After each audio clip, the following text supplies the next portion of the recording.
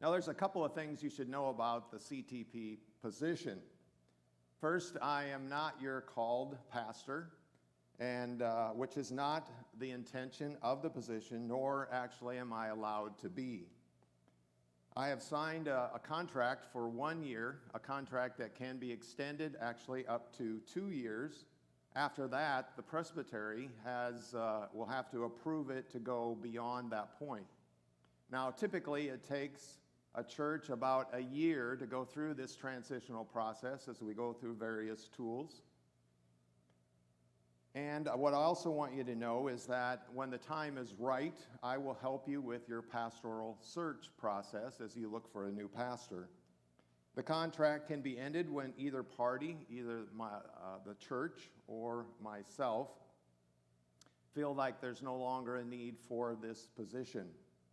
Now, I think this church is unique for several reasons.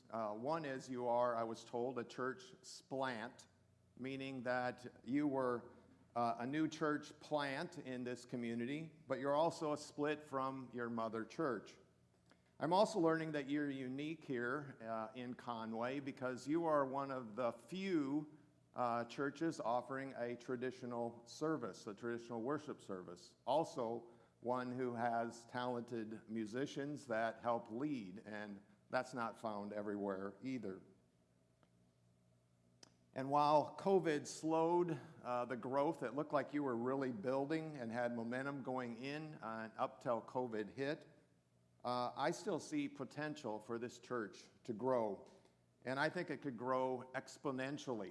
Now, exponentially is a word that Rick Warren used to use to describe growth or things happening in God terms or in God's way. We often think of things just in our how we believe things can happen, but when you talk about exponentially, it's what God can do. And I think those are unlimited. You're also a church that is rich in people of faith, and I believe God will bless you because of that. So you might be wondering why the reading from John the Baptist. This is often used during Advent season. But 3 months ago at a presbytery meeting in Minneapolis, Minnesota, I was at an upper Midwest presbytery, and a CTP pastor that had been in his third call talked about the CTP position. And he used John the Baptist as a model for what this position was like.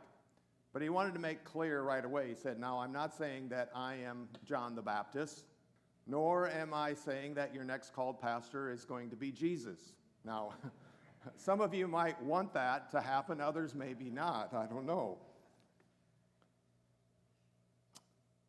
However, the role in getting the people ready for Jesus has many similarities to what is going to happen in this position. And just as there may be some confusion as to what my role as a CTP will be, there were also many who did not understand John the Baptist's role as he was in the desert.